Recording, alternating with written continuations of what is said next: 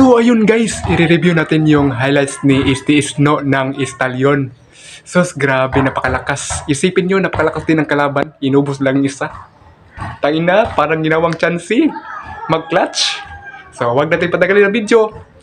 I-play natin. Tingnan nyo. Isa, dalawa, tatlo, apat. Grabe yun. Oh my! I'm talking about we don't get to see it on the sniper very often, but man, why do we get to see it more Muntik na often? may. Grabe. Napakalakas. Napakalakas talaga mga Pinoy. Umubos ng lima.